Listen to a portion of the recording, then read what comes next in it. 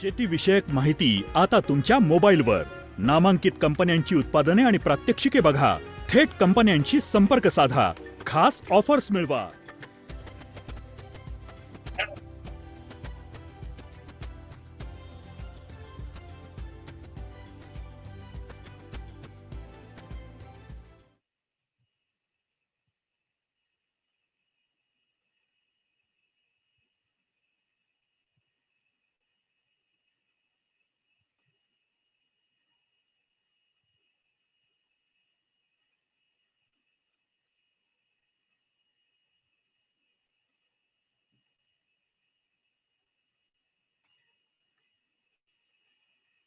नमस्कार पशुपालक मित्रांनो.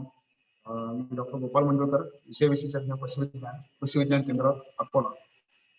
आज आपण कृषी विज्ञान केंद्राच्या माध्यमातून पशुपालकांना किफायतशीर दूध व्यवसाय कसा करावा याबद्दलचा आज आपण त्यात माहिती आणि मार्गदर्शन घेणार आहोत. तत्पूर्वी आपण एक किफायतशीर दूध व्यवसाय म्हणजे काय हा बऱ्याच जणांना प्रश्न असेल. दुग्ध व्यवसाय ऐकला असेल, कसा करायचा हे ऐकलं असेल. किफायतशीर म्हणजे काय? किफायतशीर म्हणजे कमीत कमी श्रमामध्ये, कमीत कमी खर्चामध्ये आणि कमीत कमी वेळेमध्ये जास्तीत जास्त उत्पादन आपल्याला जनावरांपासून कसं घेता येईल ह्या बाबतीतलं आपण आज मार्गदर्शन घेणार आहोत. किफायत म्हणजे कमी खर्चामध्ये आपल्याला जास्तीत जास्त उत्पन्न कसं घेता येईल याबद्दलचं.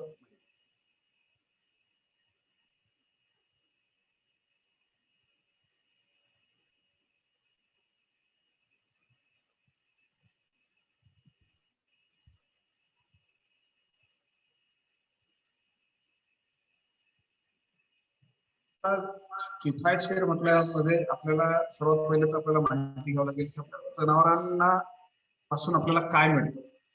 सर्वात पहिले आपण आता किफायतशीर मध्ये म्हटलं तर सर्वात महत्वाचं आहे दुग्ध व्यवसायासाठी, दुधासाठी. दूध आलं म्हणजे आपल्याला कुठल्या तरी काहीतरी जनावरांना द्यावं लागेल आणि तेव्हा पुढे आपल्याला जनावरांपासून काहीतरी मिळेल, म्हणजे आपण दूध मिळेल असं. पण ते काय द्यावं लागेल म्हणजे आपल्याला चांगल्या प्रकारचं दूध जनावरांपासून मिळेल. तर सर्वात प्रथम एक आहे की जनावरांना कुठल्या बाबीची आवश्यकता असते. आवश्यकतेचा जर का आपण विचार केला तर सर्व प्राणीजीव जे आहेत त्यांना हवा, पाणी, प्रकाश, जागा, आहार आणि थोडा आराम ह्या गोष्टी प्रत्येक प्राणीमात्राला आवश्यक आहे. त्याचप्रमाणे जनावरांना सुद्धा आपल्याला त्यांच्यापासून काही आपल्याला पाहिजे असेल उत्पादनाच्या स्वरूपामध्ये तर आपल्याला त्यांना ह्या सर्व गोष्टी देणं गरजेचं. त्यामधल्या सर्वात महत्वाचं हवा जी आहे, या तीन याच्यातल्या बाबी ज्या आहेत 6 पैकी त्या 3 ज्या आहेत त्या निसर्गानेच आपल्याला दिलेल्या आहेत आणि 3 बाबी ज्या आहेत त्या आपल्याला जनावरांना द्यावायच्या आहेत.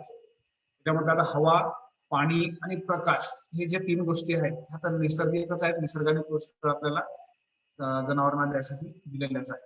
आपल्याला त्यांना फक्त एक चांगल्या प्रकारची जागा ज्याच्यामध्ये त्यांना चांगल्या प्रकारचा आराम मिळेल, त्याच याच्यामध्ये त्यांना चांगल्या प्रकारचा आहार द्यायचा जेणेकरून त्यांच्यापासून आपल्याला चांगल्या प्रकारचं उत्पादन घेता येईल. आता याच्यावरूनच आपण एक अंदाज करू शकतो की आपल्याला जनावरांसाठी त्यांचे ना लागणारे किंवा दुग्ध व्यवसायासाठी लागणारे काय आधारस्तंभ आहेत किंवा मुख्य स्तंभ कुठले आहेत. मुख्य स्तंभामध्ये एक 5 गोष्टी आपल्याला घेणं गरजेचं आहे. तसं जनावरांची निवड कशी करायची, कसे जनावर असायला पाहिजे जेणेकरून आपल्याला कमीत कमी खर्चामध्ये किंवा कमीत कमी किमतीमध्ये चांगल्यात चांगल्या उत्पादनाचे जनावर कसे निवडता येतील किंवा तयार कसे करता येतील हा याच्यातला एक मुख्य स्तंभ आहे. दुसरा आहे की जनावरांचे गोठे. आपण जनावरांसाठी शेड करतो, जनावरांना राहायची व्यवस्था करतो, जनावरांना आराम देण्यासाठी जी काही व्यवस्था करतो ती जी व्यवस्था आहे ती त्यांना चांगल्यात चांगल्या आणि कमीत कमी खर्चामध्ये किंवा कमीत कमी याच्यामध्ये कसं हे करता येईल ह्याबद्दलचा जो एक हे आहे हा किफायतशीर दुग्ध व्यवसायाचा दुसरा मुख्य स्तंभ आहे. तिसरा त्याच्यामधला एक मुख्य स्तंभ म्हटलं म्हणजे आहे तो म्हणजे आहार. कमी आहारामध्ये म्हटल्यापेक्षा वाया न जाऊ देणाऱ्या आहारामध्ये आपण जास्तीत जास्त उत्पादन त्या जनावरांपासून कसं घेता येईल हा त्याचा एक महत्वाचा एक स्तंभ आहे. चौथा त्यातला एक स्तंभ म्हटलं तर एक आहे व्यवस्थापन. आपण दैनंदिन व्यवस्थापन जनावरांचं कसं करतो, त्यांना सकाळीपासनं तर रात्रीपर्यंत त्यांच्या ज्या काही व्यवस्थापनाच्या गोष्टी आहेत त्या आपण कशा प्रकारे करतो आणि त्यांना कशा प्रकारचा व्यवस्थापन करून देतो ह्यावरती सुद्धा आपला दुग्ध व्यवसाय बराचसा अवलंबून आहे. कारण ह्याच्यामध्ये जर का थोड्याफार जरी चुका झाल्या तर त्याच्यामध्ये मग आपल्याला अतिउत्पादन जे अतिरिक्त उत्पादन जे आपल्याला मिळणार आहे त्याला आपल्याला विकावं लागू शकतो. आणि हे जर का इथे जर का कुठे चूक होत असेल तर उत्पादनामध्ये चूक होईल, कमतरता येईल आणि कमतरता जर का आली तर आपल्या व्यवसायामध्ये जर जो काही नफा यायला पाहिजे तो योग्य प्रकारे आपल्याला नफा येणार नाही. आणि शेवटचं यातलं एक आहे की ते म्हणजे जनावरांचं आरोग्य व्यवस्थापन, आहार आणि राहायची व्यवस्था हे जर का तीन योग्यरित्या जर का असेल ना तर शक्यतो जनावरांमध्ये आरोग्याची कुठलीही तक्रारी शक्यतो येत नाही. परंतु ह्याच्यामध्ये जर का कुठे काही कमतरता होत असेल, कुठे काही चूक होत असेल तर मग जनावरांच्या आरोग्यावरती त्याचा परिणाम पडतो आणि जनावरांच्या आरोग्यावर जर का परिणाम झाला तर निश्चितच त्याचा जो परिणाम आहे तो उत्पादनावरती होतो आणि उत्पादनावरती परिणाम झाला म्हणजे मग आपलं जे काही किफायतशीर जो काही उत्पादनाचं तंत्र आहे ते सर्व. तर ह्या सर्व महत्वाच्या ज्या गोष्टी आहेत ह्या जर का आपण योग्यरित्या त्याच्यामध्ये जर का केल्या आणि ह्याच्या बाबतीत जर का आपण योग्य विचार करून योग्य निर्णय घेऊन योग्य व्यक्तींचा सल्ला घेऊन जर का आपण हे तंत्र जे आहेत हे मुख्य स्तंभ जे आहेत हे जर का योग्यरित्या आपण वापरले तर दुग्ध व्यवसायामध्ये किफायतशीर दुग्ध व्यवसाय होईल आणि चांगल्या प्रकारचा जो नफा आहे किंवा चांगल्या प्रकारचं उत्पादन आहे ते आपल्याला आपल्या जनावरांपासून. आता सुरुवातीला आपण याच्यामध्ये सुरुवात करताना एक पाचही स्टेप आपण त्याच्यामधला पहिला एक राहील जो आहे जनावरांची निवड. जनावरांची निवड करणं पशुपालकांना तर शक्यतो सांगावं लागतच कारण की पशुपालक जे आहे परंपरागत जे पशुपालन करतात आहे दुग्ध व्यवसाय करतात आहे किंवा दुग्ध व्यवसायाच्या व्यतिरिक्त सुद्धा जे काही व्यवसाय करत आहे शेळीपालन आहे कुक्कुटपालन आहे किंवा घोडापालन आहे इतरही जे काही पशुपालन करतात त्याच्यामध्ये त्यांना शक्यतो जनावरांची निवड कशी करायची हे शक्यतो सांगावंच लागत नाही कारण त्यांना ते परंपरागत माहीतच. परंतु आपल्याकडे जे काही जनावर आहेत त्याच्यामध्ये आपण समाधानी आहोत का, त्याच्या उत्पादनामध्ये समाधानी आहोत का हे जर का त्यांना कळलं, हे जर का त्यांच्याकडनं होत असेल ना समजत असेल किंवा त्यांना जर कळत असेल तरच मग त्यांना त्यांच्याकडचे जनावर जे आहेत ते चांगल्या प्रकारचे दूध उत्पादन देणारे किंवा दुधाळ आहेत हे आज पण असं मानू शकतो. तर ह्या जनावरांची निवड करताना काही आपल्याला छोटे निकष आपल्याला त्यांना माहितच आहे परंतु काही असे निकष आहेत जे तंत्रशुद्ध आपण म्हणू शकतो हे जर का अवलंबले तर एक चांगल्या प्रकारचं दुधाळ जनावर जे आहे ते आपल्या गोठ्यामध्ये येऊ शकतं आणि त्याच्यापासून आपल्याला चांगल्या प्रकारचं उत्पादन. जनावरांचा आता बरेचसे नवीन पशुपालक जे आहेत त्यांना नवीन प्रकारचं आता अद्ययावत गोठे करायचे असतात, अद्ययावत जनावर घ्यावायचे असतात आणि त्याच्यापासून चांगल्या प्रकारचं उत्पादन त्यांना घ्यावायचे. आता सध्या एक फॅड असला तरी म्हटलं तरी चालेल. बऱ्याचशा ठिकाणी आपण नवीन गोठे बघतो, नवीन गोठे तयार होतात आहे त्याच्यामध्ये नवीन जनावर येतात त्यांचं व्यवस्थापन चांगल्या प्रकारचं केलं जातं, उत्पादनही घेतलं जातं. बऱ्याच वेळा मग उत्पादन घेताना काही अडचणी येतात. ह्या अडचणी ज्या आहेत ह्या अडचणी फक्त कशामुळे राहू शकतात की व्यवस्थापन आणि निवड आपण जे काही सुरुवातीला जे काही जनावर निवडताना गोठे बांधताना जे काही आपण काही उणीवा आपल्याला ठेवतो त्या याच्यामध्ये मग त्याचं जे तंत्र आहे ते तंत्र योग्यरित्या राहत नाही आणि त्याच्यामुळे मग बऱ्याच वेळा काय होतं की आपल्याला ज्या प्रकारचं उत्पादन अपेक्षा असते त्या प्रकारचं उत्पादन आपल्याला मिळत. तर सुरुवातीला आपण जनावरांची निवड करताना कुठले निकष करायचे त्याच्याबद्दल थोडक्यात माहिती घेऊ. आता जनावरांची निवड जर का करायची असेल तर आपल्याला दुग्ध उत्पादनासाठी जर का जनावर निवडायचं असेल तर सर्वात मोठा भर आपल्याला द्यावा लागणार आहे तो म्हणजे जनावरांच्या कासेवर. कारण आपल्याला उत्पादन कुठं मिळणार आहे? जनावरांच्या कासेपासून. दुसरं जे आहे त्याचे शरीर गुणांक म्हणजे शरीर कसं आहे, शरीरयष्टी कशी आहे याच्यावरती. तिसरं आहे की त्याची शरीर रचना कशी आहे, जातीप्रमाणे आहे किंवा नाही. त्याच्यानंतर शारीरिक क्षमता क्षमता आपण कशावर करू शकतो किंवा त्यांचे जे काही अनुवांशिक गुण आहेत त्याच्यामध्ये कुठले किती प्रकारचे त्यांचे दूध उत्पादन देण्याची क्षमता आहे आणि ते कुठल्या याच्यामध्ये पुढे पसरू शकतात याच्यावरती सुद्धा त्या आपल्याला जनावरांची निवड कशी करायची ते सांगायचं आहे. आणि सर्वात शेवटचं आणि महत्वाचं म्हणजे त्याचे पाय आणि खुरं जे आहेत ह्याला सुद्धा आपल्याला बऱ्याचशा त्याच्यामध्ये महत्व द्यावं. बरेचसे पशुपालक काय करतात की सुरुवातीला जेव्हा आपल्याला जनावर घ्यायचे असतात, दुधाळ जनावर घ्यायचे असतात, त्यांच्या डोक्यामध्ये सर्वात पहिला प्रश्न एक विचार जातो तो म्हणजे जातीवंत एकदम चांगल्या प्रकारचे जनावर आपल्याला विकत घ्यायचे. तर जातीवंत आणि एकदम चांगल्या प्रकारचे जनावर आपण जेव्हा विकत घ्यायचा विचार करतो तर तेव्हा त्याची किंमत सुद्धा आपल्याला खूप जास्त मोजावी लागते. त्या व्यतिरिक्त जर का आपण दुसरा विचार जर का हा केला की आपल्याकडे जनावर जे आहेत त्या जनावरांपासून आपल्याला जास्तीत जास्त उत्पादन कसं घेता येईल हा जर काही छोटा विचार केला किंवा एक दुसरं आपण एक म्हणतो की ऑफ टाईप थोडासा जर आपल्याला जर काही फक्त उत्पादनाकडे जर काही जास्त लक्ष द्यायचं असेल आणि आपल्याला उत्पादनच पाहिजे असेल तर आपण आपला भर कशावर राहू शकतो की जनावरांची कास आणि जनावरांचं उत्पादन ह्या दोन गोष्टी जरी आपण त्याच्यामध्ये जर का केल्या तर त्याच्यावरून सुद्धा आपण चांगल्या प्रकारचे जनावर जे आहे ते निवडू शकतो. आणि अतिशय जातीवंत म्हणजे त्याच्यामध्ये प्रत्येक त्याचा जो कॅरेक्टर आहे जातीचं कॅरेक्टर आहे हे त्याच्यामध्ये असलंच पाहिजे असं जर त्याचं नाव घेतो म्हटलं तर आज त्याची किंमत ₹1,00,000 जवळपास ते गाय असो किंवा परंतु उत्पादनक्षम जर का जनावर आपल्याला पाहिजे असतील तर त्याची जर का आपण थोडी किंमत बघितली तर त्याची किंमत थोडीफार आपल्याला त्याच्यामध्ये कमी सुद्धा राहू शकते. आणि इथेच आपला पैसा जो आहे हा त्याच्यामध्ये बऱ्याच वेळा आपण आपल्याला खूपच चांगले खूपच जातीवंत खूपच एकदम एकदम क्लासिक जनावर आपल्याला आपल्या गोष्टीमध्ये ठेवायचे आहे. परंतु जेव्हा किफायतशीर हा शब्द येतो किफायतशीर म्हटल्यानंतर मग आपल्याला काय आहे कमीत कमी खर्चामध्ये आपल्याला जास्तीत जास्त जनावरांकडनं उत्पादन घ्यायचं आहे. त्या दृष्टीने आपण जेव्हाही गोठा हे करतो तो सुद्धा आपण असा करू की ज्याला कमी खर्च लागेल. जनावरांचं व्यवस्थापन आपण असं ठेवणार आहार असं पण ठेवणार आहे की त्याला कमी खर्चामध्ये जास्तीत जास्त आपल्याला त्याच्यापासून उत्पन्न मिळेल. तर ह्या सर्व गोष्टी जर का आपण जर का आपल्या याच्यात ठेवल्या तर त्याच्यानुसार मग आपण चांगल्या प्रकारचे जनावर निवडताना माझ्या याच्यानुसार तरी असं वाटतं की आपण एकदम जातीवंत याच्यावर न जाता ज्याच्यापासून उत्पादन आपल्याला चांगलं मिळू शकते अशा प्रकारचे जनावर जर का आपण अतिशय योग्य आपल्या याच्यासाठी राहू शकतो. आता जनावरांची निवड करताना दुसरा एक आहे की बऱ्याच वेळा आपला एक बऱ्याचशा शेतकऱ्यांचा प्रश्न असतो की दूध उत्पादनासाठी गाय ठेवायची की म्हैस ठेवायची.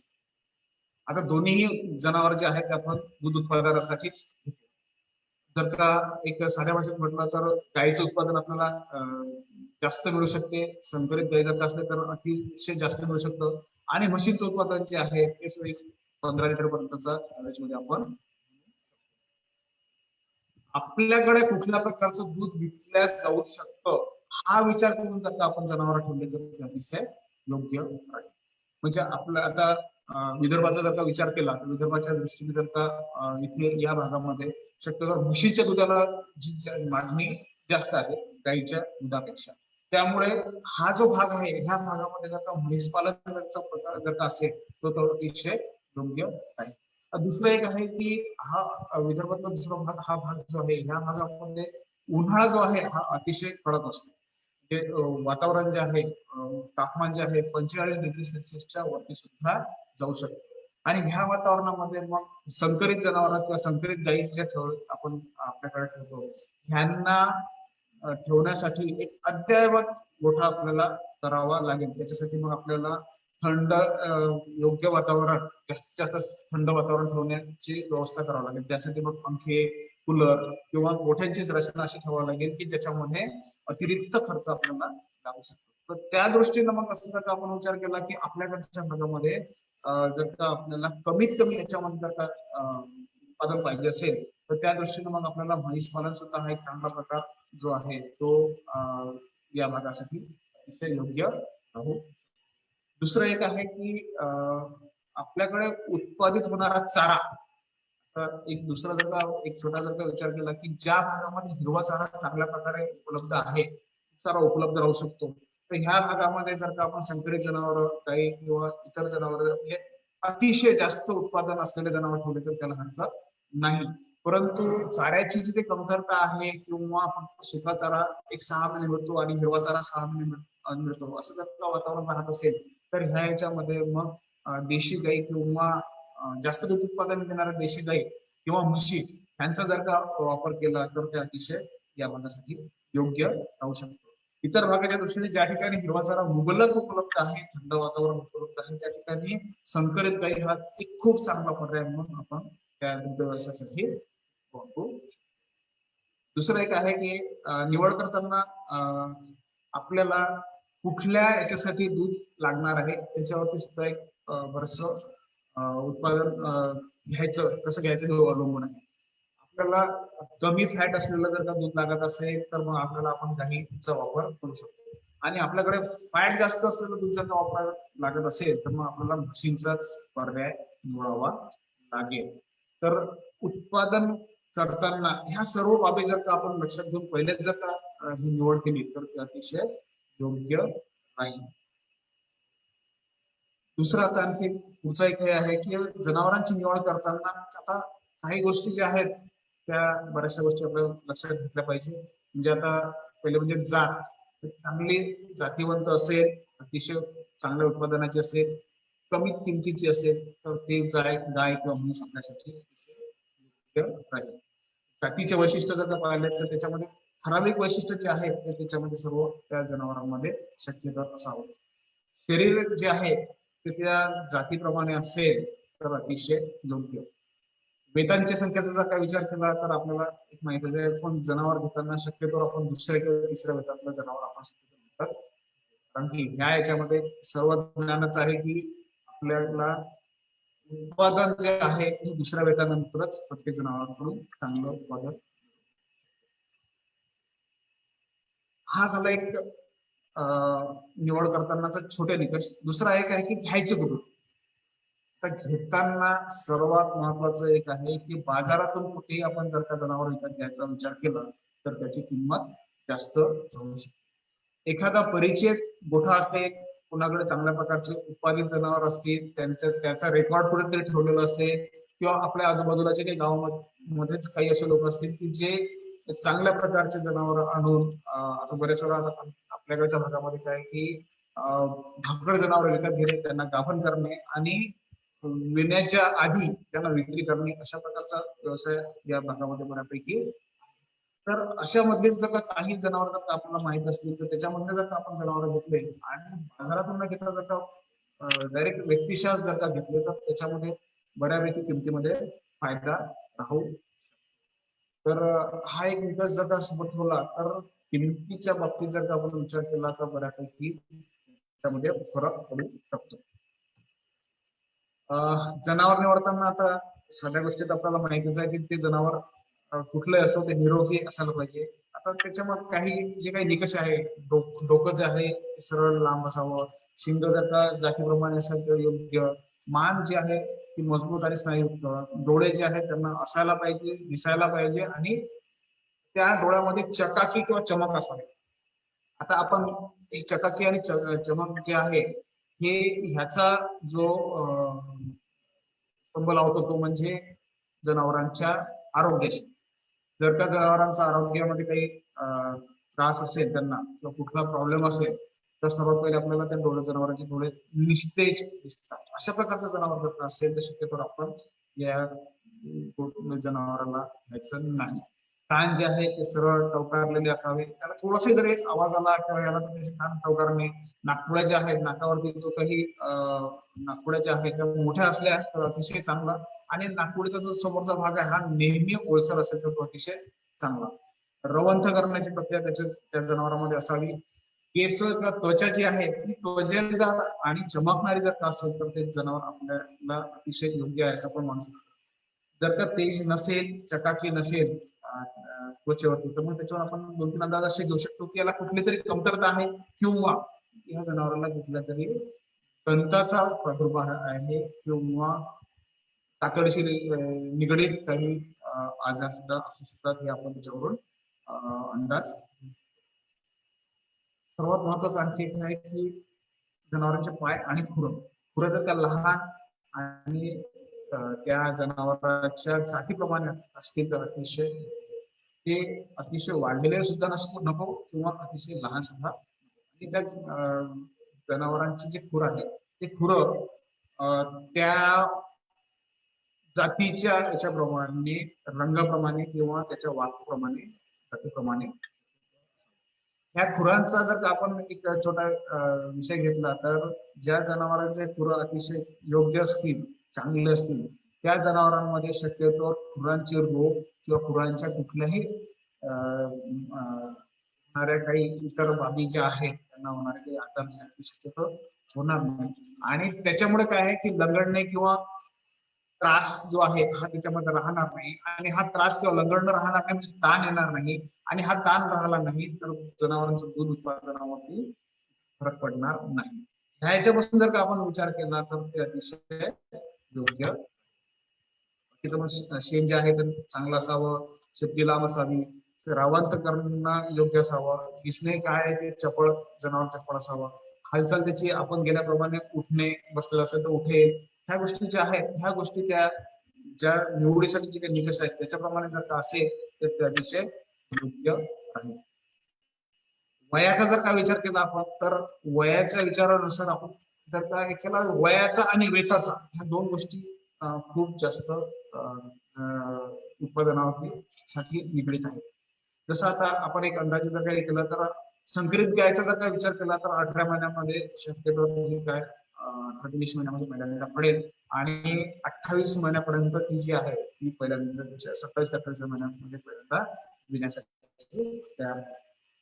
गायींचा जर का देशी गायींचा जर का विचार केला तर एक अंदाजे 24-25 महिन्यामध्ये किंवा 26 महिन्यामध्ये पहिल्यांदा माझ्यावरती येऊ शकते. तेवढं वजन जर का त्यांचं भरत असेल आणि माझ्यावर तर त्या लवकर माझ्यावरती येऊ शकते. आणि एक अंदाजित 32 ते 34 महिन्याच्या दरम्यान ज्या आहेत त्या पहिल्या त्याच्यामध्ये. म्हशींच्या बाबतीत जर का आपण विचार केला तर म्हशींचा एक जवळपास 36 महिन्याच्या दरम्यान पहिल्यांदा माझ्यावरती येतील, पडतील आणि एक 10 महिन्यानंतर म्हणजे 46 महिन्यापर्यंत ते जे पहिल्यांदा जवळपास आपल्याला.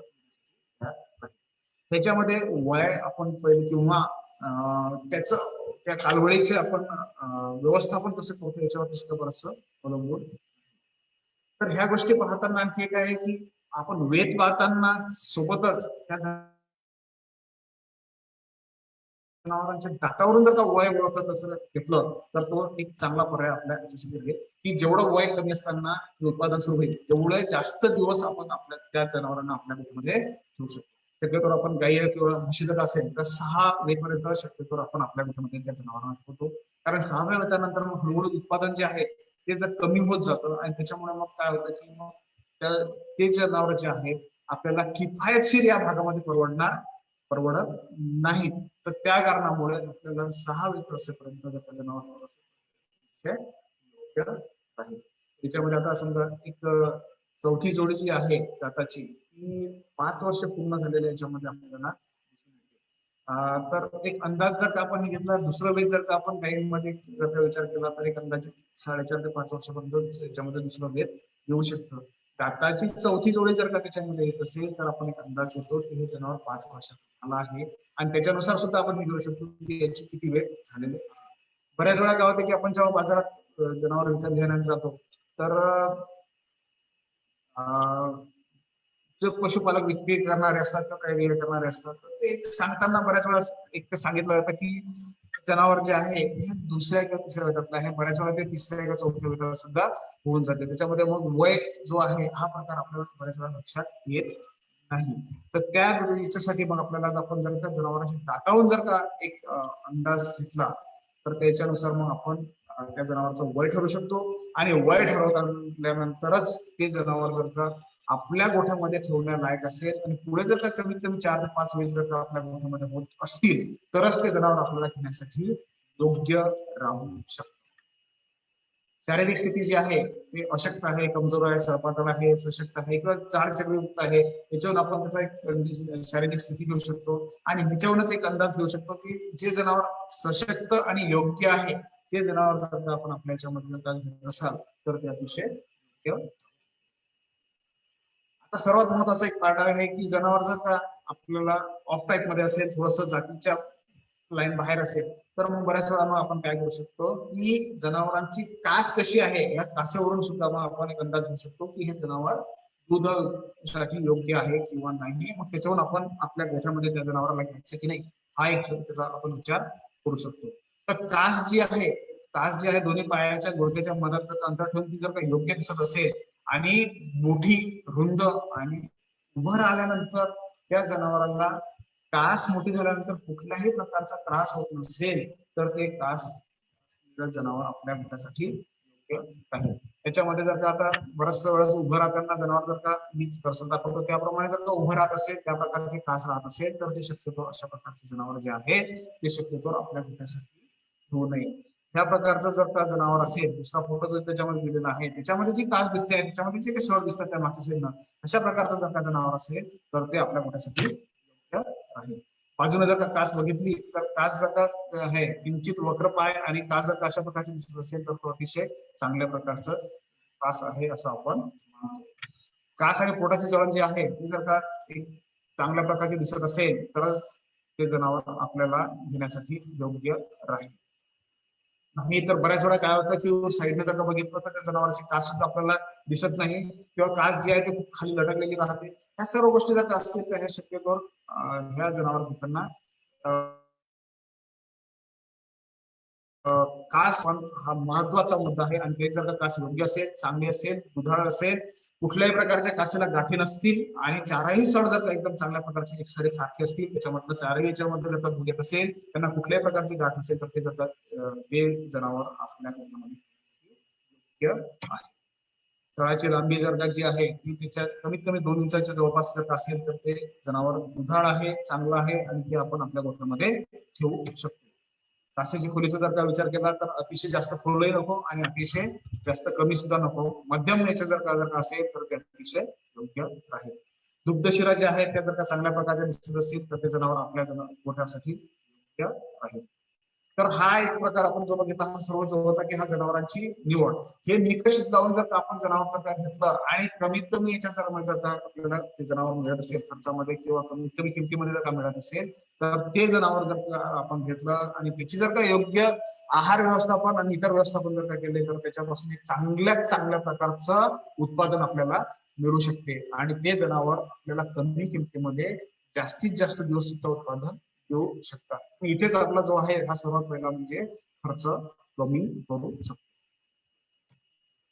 आता दुसरा जो याच्यामधला हे आहे तो आहे जनावरांच्या निवडीनंतर आपल्याला पाहिजे असते की सर्वात महत्वाचा जो आहे तो जनावरांचे गोठे. गोठे कसेही आपण बांधू शकतो. बऱ्याचशा याच्यामध्ये आता मी बऱ्याच ठिकाणी गेलो, बऱ्याच ठिकाणी पाहिला. जे नवीन पशुपालक आहेत त्यांना नवीन गोठे करायचं असतं तर पशुपालन करताना किंवा डेअरी फार्म करताना किंवा असा दुग्ध व्यवसाय करताना बरेचसे शेतकरी बरेचसे पशुपालक किंवा नवीन येणारे जे पशुपालक आहेत त्यांचा सर्वाधिक खर्च जो होतो हा सर्वाधिक खर्च गोठ्यावरती खर्च होतो. अंदाजे समजा जर काही 10 लाखाची जर का इन्व्हेस्टमेंट होत असतील त्याच्यामधला 5-6 लाख 7 लाख रुपये जे आहेत ऑलरेडी गोठ्यावरती खर्च होऊन जातात. 2-2.5 लाख रुपये जे आहेत, 3 लाख रुपये जे आहेत ते जनावरांवरती खर्च होऊन जातात. आणि मग शेवटी असं राहतं की इतर व्यवस्थापनासाठी आणि चाळ्यासाठी कुठलाच पैसा. तर बऱ्याचशा शेतकऱ्यांचं किंवा बऱ्याचशा पशुपालकांचं ज्यांना नवीन हे करायचं त्यांचं हा इथे सर्वांचं हे चुकतं. एक चांगल्या प्रकारचा गोठा जो आहे हा कमीत कमी खर्चामध्ये कसा बांधता येईल ह्याचं जर का एक चांगलं उदाहरण जर का घ्यायचं असलं तर आपल्या आजूबाजूला जे काही गोठे असतील ते पहिले बघून घ्यावे आणि कमी खर्चामध्ये जास्तीत जास्त बांधकाम करून आपल्याला ते कसं गोठे बांधता येतील त्याचं जर का एक थोडंसं तंत्र जर का बघितलं तर त्या विषय जनावरांना ठेवताना त्यांना गोठ्यामध्ये चांगल्या प्रकारची हवा त्यांना म्हणजे खिडकी हवा असणं गरजेचं आहे. खाद्याच्या गव्हाणे चांगलं असणं गरजेचं आहे. पाण्याचा निचरा किंवा पाण्यासाठी ज्या काही जाणाऱ्या ज्या काही नाल्या आहेत त्या त्याच्यामध्ये योग्य असाव्या. बसण्याची व्यवस्था जी आहे ती चांगल्या प्रकारची असावी, खडबडीत नसावी, पाणी साचणारा नसावं. इत्यादी गोष्टी जर का लक्षात घेऊन जर का गोठा आपण हे केला तरीही तो गोठा चांगला आहे. सर्वात महत्वाचं फक्त एकच लक्षात ठेवायचं की गोठ्याची उंची जी आहे जेवढी जास्त असेल तेवढी तुमच्या याच्यासाठी कमी खर्चामध्ये करा, पण गोठ्याची उंची जास्तीत जास्त ठेवा. माझं एक याच्याप्रमाणे सांगणं आहे की गोठ्यांची उंची जी आहे मधला पाच ज्याला म्हणतो आपण ती कमीत कमी 14 फूट जर का असेल तर तुमचा गोठा अतिशय आणि या 14 फुटाच्या याच्यातून बऱ्याच काय होतं की आतमधली किंवा बाहेर आतमधली येणारी जी हवा आहे जे जनावरांच्या श्वसनातून किंवा शेणामार्फत जे काही गॅस निघतात वायू निघतात हे जर का बाहेर बाहेर जाण्यासाठी हे हलके असतात आणि हे जातात कुठे हलके असल्यामुळे वरच्या भागामध्ये लवकर निघून.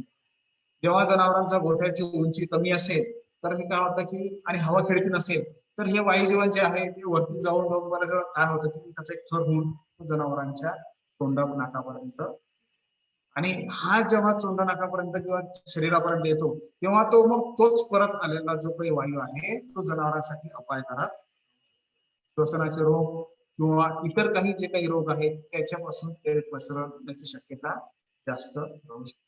त्या दृष्टीनं आपण जेव्हाही जनावरांचे गोठे बांधायचा विचार करू तेव्हा सर्वात महत्वाचं एक आहे की जनावरांच्या गोठ्याची उंची जी आहे तेवढी जास्त असेल तेवढी.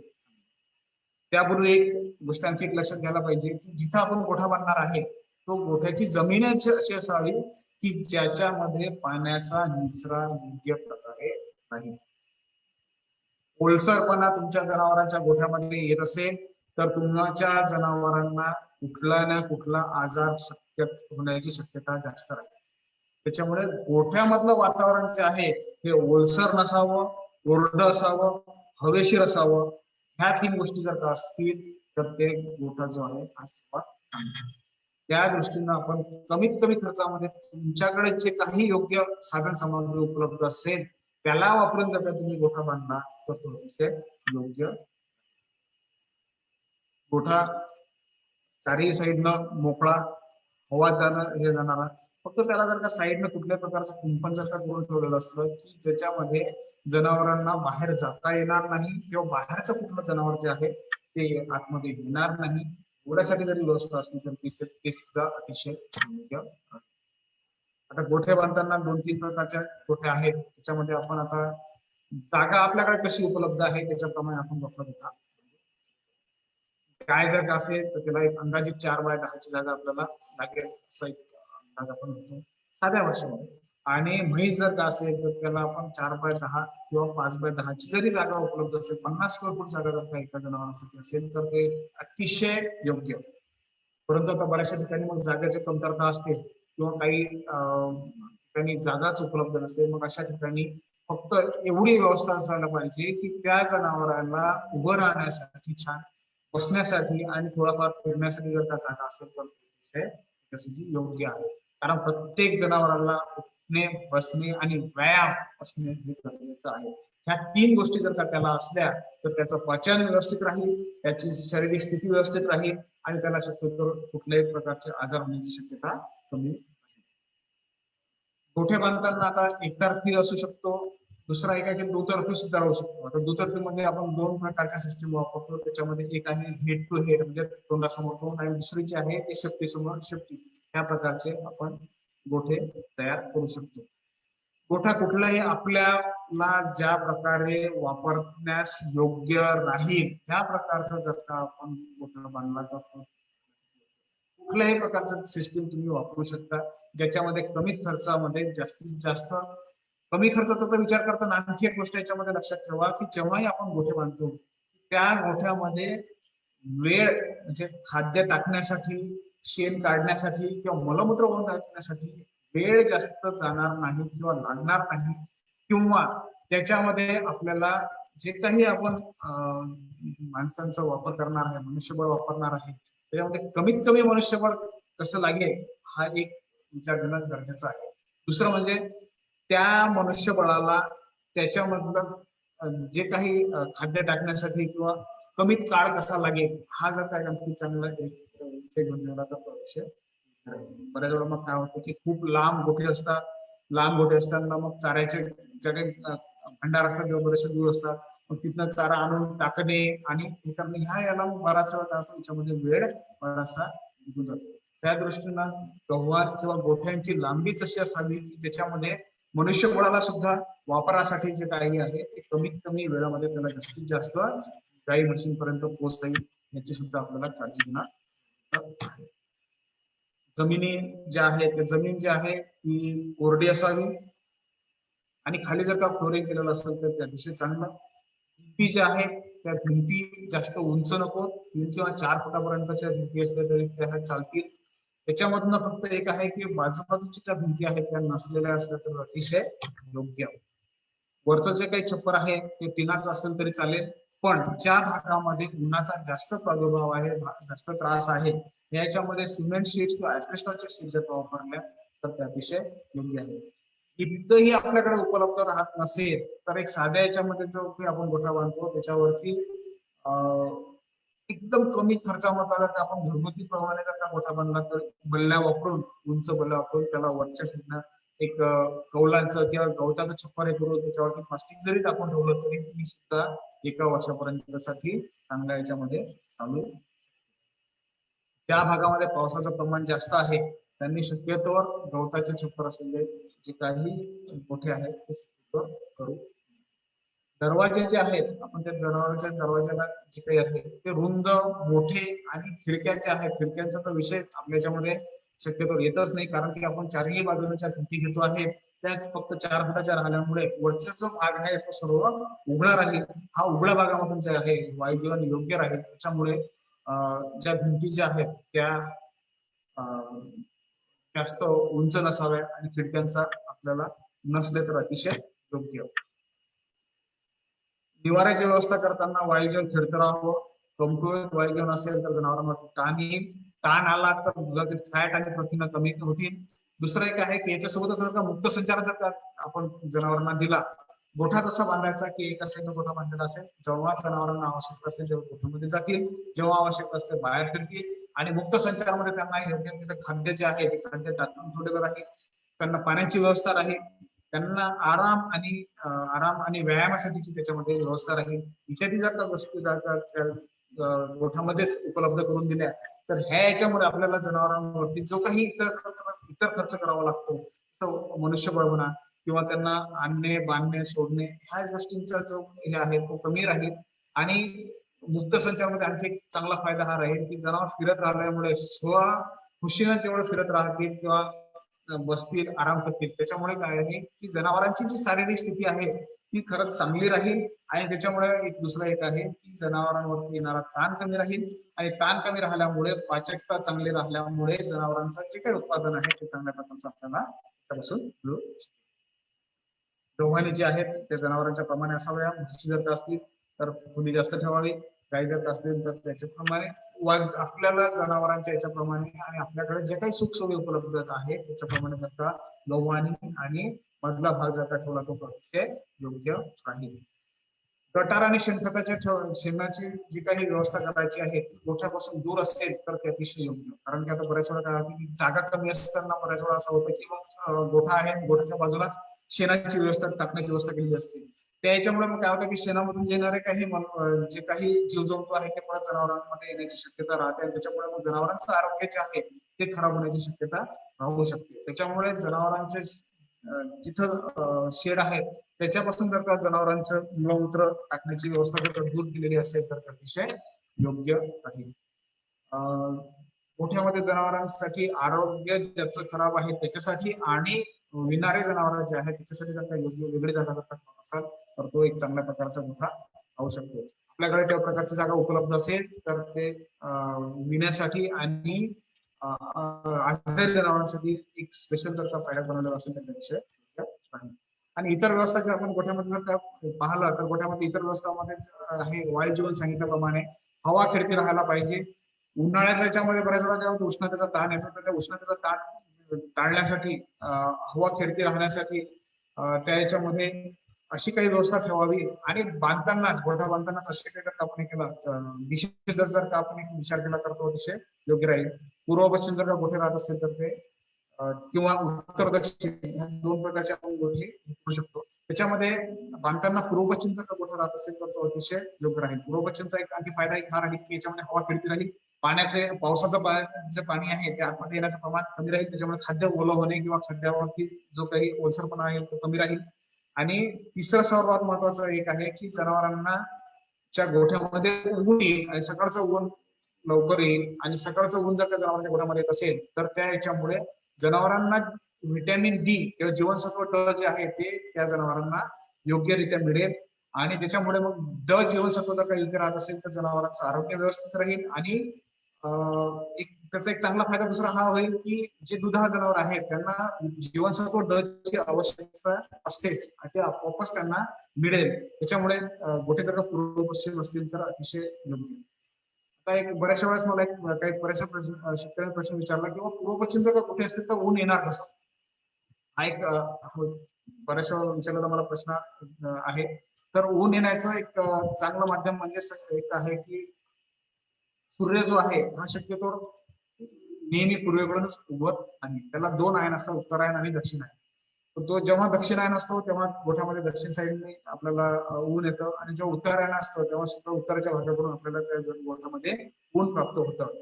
त्यामुळे ह्या भागात जर का पूर्व पश्चिम जर का गोठे राहत असेल तर ते अतिशय योग्य राहतील. त्याच्यामध्ये नैसर्गिक प्रकाश येईल आणि कृत्रिम जे लाईट जे आहे ते देण्याची आपल्याला आवश्यकता पडणार नाही.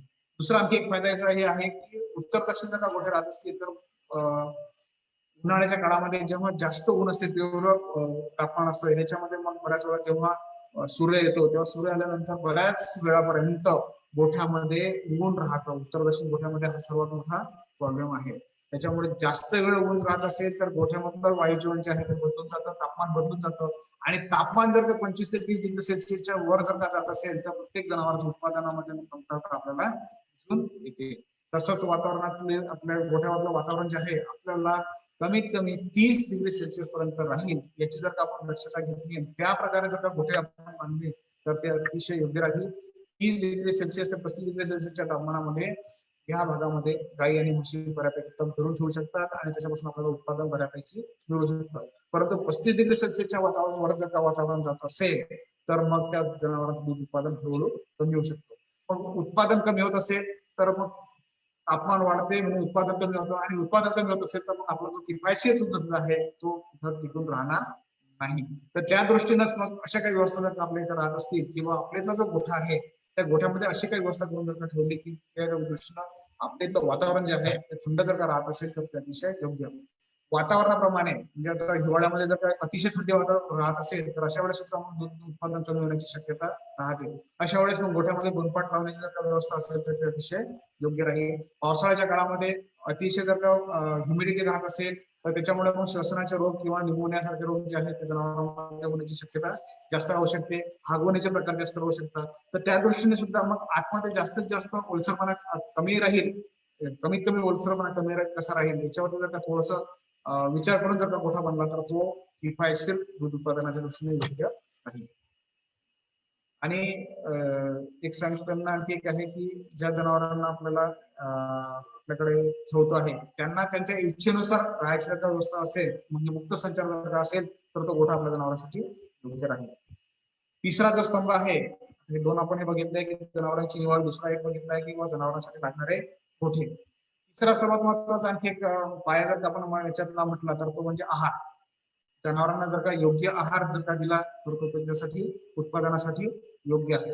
आहारामध्ये कुठल्याही प्रकारचे जर का कमतरता किंवा जास्त जर का होत असेल, कमतरता होत असेल तर उत्पादनामध्ये कमतरता होऊ शकते आणि जास्त जर का होत असेल तर मग आहार अतिरिक्त गेल्यामुळे जनावरांमध्ये उत्पादन तर तेवढंच राहील परंतु आपला जो खर्च आहे तो हा खर्च जास्त वाढू शकतो.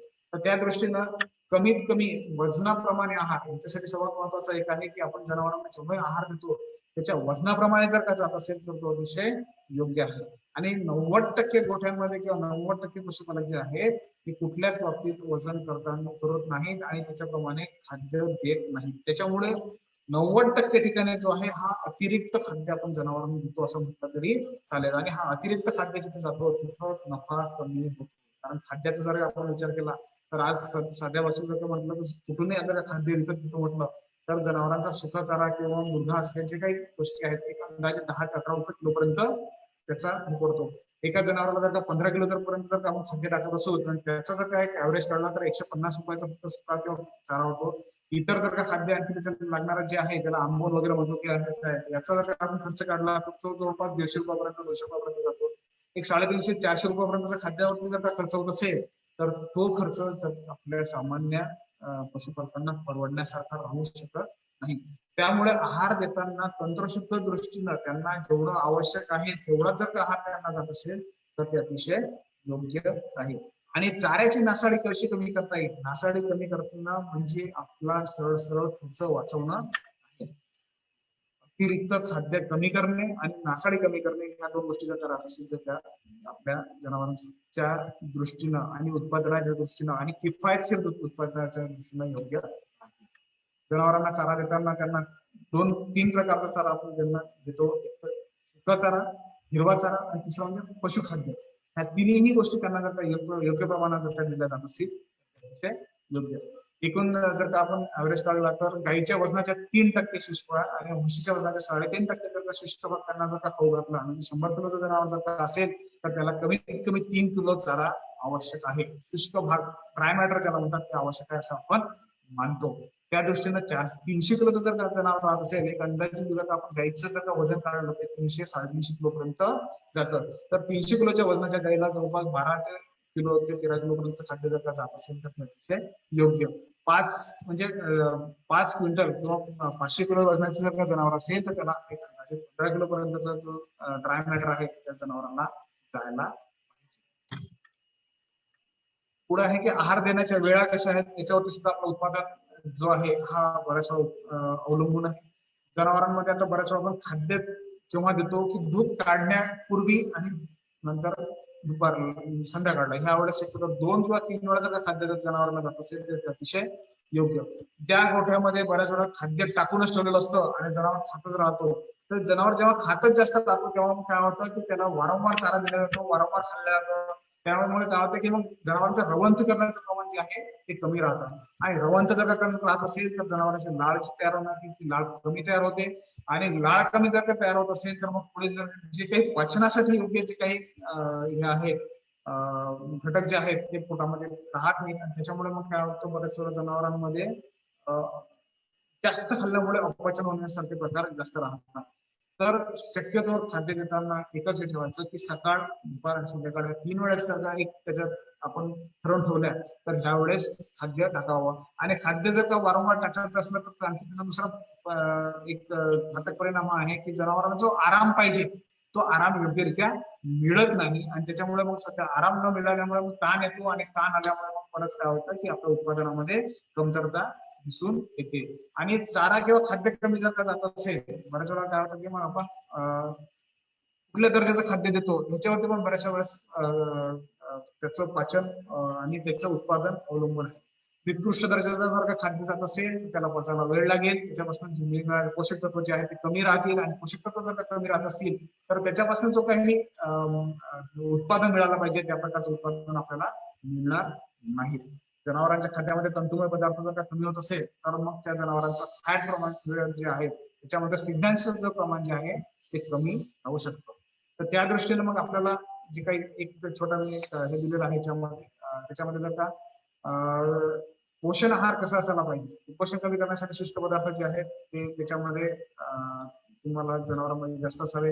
हिरवा चारा जो आहे तो जास्त म्हणजे त्याच्या शरीरयष्टीप्रमाणे किंवा त्याच्या वजनाप्रमाणेच द्यावा. कोरडा चारा जो आहे तो योग्यरित्या जावा. आणि फॅट आणि SNF वाढण्यासाठी हिरवा चारा आणि सुका चारा याचं जर का योग्य मिश्रण जर का असेल तर ते अतिशय योग्य राहील. हिरवा चारा जर का जास्त राहत असेल तर दूध उत्पादन वाढेल पण फॅट जो आहे तो कमी होईल. सुका चारा जर का वाढला तर त्याच्यामध्ये फॅटचं प्रमाण किंवा घट्टपणा जो SNF जो आहे वाढेल परंतु उत्पादनामध्ये सुद्धा कमतरता येऊ शकते. त्या दृष्टीने हिरवा चारा आणि सुका चारा जे आहे या दोन्हीची सांगड जर का योग्य राहत असेल तर ते अतिशय योग्य राहू शकते. त्याचप्रमाणे पोषणासाठी त्यांना योग्य राहणारे जे काही याच्यामध्ये वायू आहेत, सुती आहे किंवा इतर लागणारे जे काही घटक घटक आहेत, खनिज मिश्रण आहेत, जीवनसत्व आहेत, हे जर का त्या जनावरांना योग्यरित्या योग्य प्रमाणात जर का रोज आपण दिल्या गेले आणि कमीत कमी उत्पादनामध्ये जर कमीत कमी खर्चामध्ये जर का गेले तर त्या दिवशी योग्य. आता हिरवा चारा जर आपण जनावरांना देत असू त्याच्यामधून जे काही योग्य जीवनसत्व आहे त्यांना मिळतातच, त्याच्यामुळे त्यांना अतिरिक्त जीवनसत्व देण्याची आवश्यकता भासत नाही. परंतु सुका जर का चारा जर का जास्त जात असेल तर मग जनावरांना आपल्याला जीवनसत्व किंवा इतर भाग जे आहेत ते जर आपल्याला देणं गरजेचं होऊ शकतं. आणि खाद्य जे आहे खाद्यावरचा खर्च कमी करण्यासाठी मग आपल्याला हिरवा चारा आपल्याकडे उपलब्ध राहत नसेल तर मग अशा वेळेस मग आपण अझोला किंवा हायड्रोपोनिक सारखे जे काही तंत्र आहेत ते आपण सुद्धा अवलंबू शकतो. आजकाल मुरघास जो आहे हा सुद्धा बऱ्याचशा ठिकाणी उपलब्ध होतो आणि हा मुरघास म्हणजे साठवलेला चारा जो आहे हा 12 महिन्यासाठी आपण आपल्याकडे साठवून ठेवू शकतो. आपल्याकडे शेत जर का असेल तर शेतामध्ये हा चाऱ्यामध्ये याच्यामध्ये मका किंवा ज्वारी किंवा बाजरी याच्यापासून जर का सायलेज बनवून ठेवलं आणि तो जर का चारा आपण वर्षभरासाठी आपल्याला किती लागेल याच्याप्रमाणे जर का तयार करून ठेवला आणि याचं जर का योग्य नियोजन ठेवलं तर मग खाद्यावरचा जो काही खर्च जो आहे तो आपला कमीत कमी राहू शकतो. आणि खाद्यावरचा जर का खर्च कमी राहत असेल तर मग जे उत्पादनामध्ये जो काही आहे तो नफा आपल्याला जास्तीत जास्त होऊ शकतो. दुसरं आणखी एक मगाशी सांगताना सांगितलं की निकृष्ट दर्जाचं खाद्य जर आपल्याकडे उपलब्ध राहत असेल जसं म्हणजे गव्हाचा गवंडा आहे, सोयाबीन काढ आहे, हे जे खाद्य आहेत हे आपण निकृष्ट दर्जाचे आपण करतो. याच्यामध्ये प्रथिनांचं प्रमाण म्हणा हे कमी राहतं किंवा फायबरचं प्रमाण सुद्धा जे आहे हे कमी राहतं. तर त्या दृष्टीनं ह्या चाऱ्याला एक चांगल्या प्रकारचा चारा जर आपल्याला बनवायचा असेल तर त्या चाऱ्यावरती युरिया प्रक्रिया करून तो साठवून ठेवून तो जर का चारा काही दिवसानंतर आपण जनावरांना खाऊ घालत असू तर त्याच्यामधलं जे काही प्रथिनांचं प्रमाण वाढलेलं राहील तर त्याच्यामुळे आपल्या जनावरांचा जो काही आवश्यक असणारे जे काही पोषक तत्व आहे ते त्याच्यामधून आपल्याला मिळतील. म्हणजे कमी खर्चाचा जो चारा आहे त्याच्यावरती कमी खर्चाची प्रक्रिया करून एक चांगल्या प्रकारचा चारा आपण त्यामध्ये तयार करू शकतो आणि त्याच्यापासून मग आपल्याला चांगल्या प्रकारचं उत्पादन मिळू शकतो. म्हणजे कमी खर्चातला चारा आणि चांगलं उत्पादन ह्या गोष्टी आपल्याला त्याच्यामध्ये साध्य होऊ शकतं. पाण्याचं जर काही केलं तर जनावरांना मुबलक पाणी 24 तास त्यांना पाणी कसं उपलब्ध होईल अशा प्रकारची जर गोठ्यामध्ये व्यवस्था असेल तर ते अतिशय योग्य. बऱ्याचशा वेळेस काय होते की आपल्या गोठ्यामध्ये पाण्याचे होत बाहेर असतात, मग बऱ्याच वेळा पाणी उपलब्ध नसते, पाण्यासाठी लागणारी लाईट उपलब्ध नसते किंवा काही नसेल तर मग अशा वेळेस बऱ्याच वेळा जनावरांना बऱ्याच वेळा पाण्यासाठी तात्काळात राहावं लागतं किंवा वाट पाहत राहावं लागते. तर अशा प्रकारचा प्रकार कधी शक्यतो आपल्या गोठ्यामध्ये होऊ नये याच्यावरती शक्यतो याची काळजी घ्यावी. मुबलक पाणी त्यांना कमीत कमी दिवसातून 3 ते 4 वेळा जर पाणी जात असेल तर ते अतिशय योग्य. वातावरणाप्रमाणे त्यांना पाणी मिळणं गरजेचं आहे. हिवाळ्यामध्ये पाणी जे जनावर कमी पितात ह्या काळामध्ये त्यांना कमीत कमी 3 वेळा आणि उन्हाळ्यामध्ये पाण्याची जी काही आवश्यकता असते ही जास्त राहते. तर त्या दृष्टीनं उन्हाळ्यामध्ये कमीत कमी 4 ते 5 वेळा जर त्यांना पाणी जात असेल तर ते अतिशय योग्य राहील. अतिरिक्त पाणी जरी जात असेल तर त्याच्यामुळे सुद्धा जनावरांच्या पाचकतेवरती फरक पडतो. त्याच्यामुळे जनावरांना पाणी पाजताना सुद्धा त्यांना त्यांच्या वजनाप्रमाणे किंवा त्यांच्या योग्यतेनुसारच पाणी जायला पाहिजे. ह्या गोष्टी आपल्याला लक्षात ठेवणं गरजेचं. चौथा इथला मुद्दा आहे की व्यवस्थापन. व्यवस्थापनाच्या दृष्टीने जर आपण विचार केला तर दिवसाकाठी जे काही आपण जनावरांच्या याच्यामध्ये व्यवस्थापन करतो त्याच्यामध्ये सकाळी उठल्यापासून तर संध्याकाळी झोपेपर्यंत जे काही दैनंदिन व्यवस्थापन आहे हे जर का त्या जनावरांचं योग्य होत असेल तर ह्या जनावरांपासून आपल्याला चांगल्या प्रकारचा उत्पादन मिळेल. जसं आता आपण सकाळी उठल्यानंतर जेव्हा एक सर्वात महत्वाचं एक आहे की व्यवस्थापनामधला सर्वात मुद्दा एक आहे की आपण खाद्याच्या नंतरचा तो आहे प्रजननाचा. रात्री गोठ्यामध्ये बंद केल्यानंतर सकाळी उठल्यानंतर सर्वात पहिले आपल्या गोठ्यामध्ये जाऊन गोठ्यामध्ये जर का आपण एक चक्कर मारला तर त्याच्यामध्ये त्या जनावरांचं मलमूत्र कसं आहे ह्याच्यावरती जर का एकदा लक्ष ठेवलं आणि त्याचबरोबर ते कुठलं जनावर माझ्यावरती आहे किंवा नाही हे जर का आपण एकदा तपासून घेतलं. कारण की म्हशींसारख्या गोष्टीमध्ये काय होतं की त्याच्यामध्ये बऱ्याचशा म्हशी अशा असतात की त्या आपण सायलेंट हिटर म्हणतो, माझ्यावरती आल्यानंतर माहिती पडत नाही. तर ह्या जनावरांना आपल्याला शक्यतो माझ्यावरती येण्याचा काळ जो असतो हा संध्याकाळचा जरी असला किंवा कुठलाही असला तरी जेव्हा जनावर खाली बसलेला राहील तेव्हा त्याच्यामधून कुठल्या प्रकारचा स्त्राव येतो आहे का किंवा कसा त्राव येतो आहे ह्याच्यावर जर का बारकाईने थोडंसं लक्ष देऊन जर का आपण केलं तर ते जनावर कधी माझ्यावरती आलं, काय आलं आणि कधी पळवायचं हे आपण त्याच्यावरून लक्षात घेऊ शकतो. कारण की व्यवस्थापनामध्ये प्रजनन व्यवस्थापन हा सर्वात महत्वाचा मुद्दा आपल्या गोठ्यामध्ये राहील. प्रजनन जर का आपल्या गोठ्यामध्ये जर का योग्य राहत असेल, आपल्या गोठ्यामधले जनावर जर का योग्य वेळी गाभण राहत असतील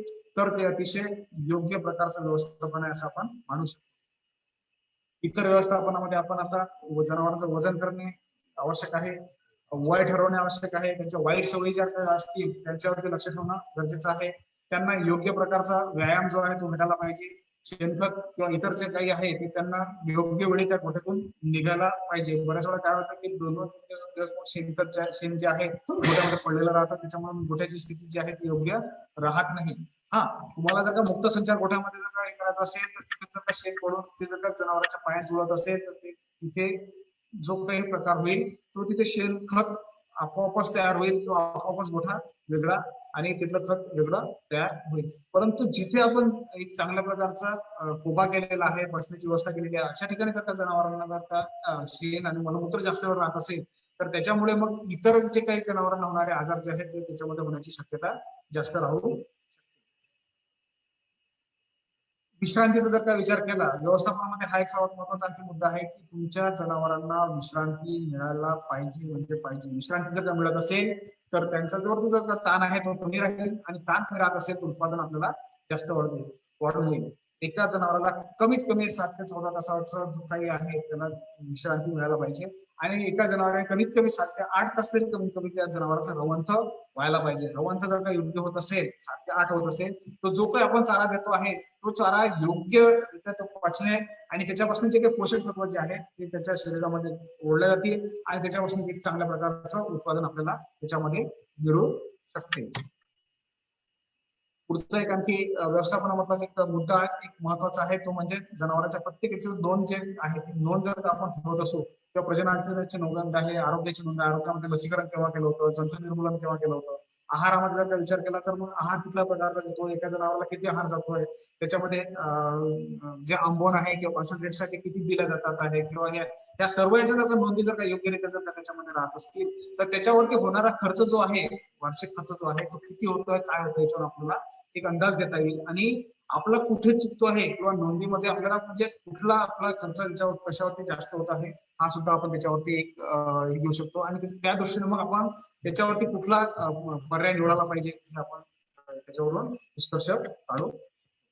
इतर व्यवस्थापनामध्ये जर आपण घेतल्या तर मग आपल्या गोठ्यामध्ये जास्त जनावर जर राहत असतील तर त्यांना ओळख चिन्ह देऊन त्यांना ओळखण्याच्या काही पद्धती ज्या आहेत म्हणजे टॅग लावणे वगैरे हे जर असेल तर त्याच्यावरून आपण त्यांना ओळखू शकतो आणि ओळख ठेवलं तर म्हणजे आपण त्याच्यामध्ये त्याची नोंद सुद्धा ठेवू शकतो. लहान वासरं जर का असतील त्याचे जर का शिंग काढला जात असेल तर ते अतिशय योग्य आहे. परंतु जातीवंत जेव्हा आपण जातीवंत जनावर आपण ठेवतो आणि जातीवंत जनावरांचं पालन जर का करत असो तर शिंग काढणे हा प्रकार शक्यतो टाळला तर अतिशय योग्य राहील. कारण की जेव्हा जात बऱ्याचशा जनावरांची जी आहे ते शिंगावरून सुद्धा आपण ठरवू शकतो. त्या कारणाने जर का जातीवंत जर का जनावर राहत असतील त्यांना शिंग राहत असेल तर ते अतिशय योग्य आहे. खुरं कापणे किंवा खरारा करणे ह्या गोष्टी ज्या आहेत ह्या गोष्टी आपल्या जनावरांच्या गोठ्यामध्ये होणं आवश्यक आहे. बऱ्याच वेळा काय होतं की आपण जेव्हा जनावरांना एका ठिकाणी जास्त बांधून ठेवतो त्या जनावरांचे खूर जे आहेत ते नैसर्गिकरित्या घासल्या जात नाही. तर जेव्हा जनावरांच्या खुरं घासल्या जात नसतील तर त्यांचे खुरं जे आहेत ते योग्य वेळेत कापणं गरजेचं आहे. नाहीतर काय होतं की खुरांचे कुठलाही आजार जनावरांना होत असेल किंवा त्यांना जर का तिथे कुठली इजा होत असेल किंवा खुरं जर का लांब राहत असतील तर त्यांना उभं राहण्यामध्ये जर का त्रास होत असेल तर ह्याच्यामध्ये जे काही त्रास होतो किंवा त्याच्यामुळे ताण येतो आणि ताण आला की परत तुमच्या जनावरांचे जे उत्पादन आहे ते उत्पादन कमी होऊ शकते. तर त्या दृष्टीने जनावरांचे खूर कापणं हा जो प्रकार आहे हा आपल्या गोठ्यामध्ये योग्य वेळी होणं गरजेचं आहे. आणखी एक महत्वाचं एक हे आहे की जनावरांवरती खरारा करणे किंवा त्यांना आंघोळ घालणे हा एक प्रकार आपल्या गोठ्यामध्ये रोज जर का होत असेल तर अतिशय योग्य आहे.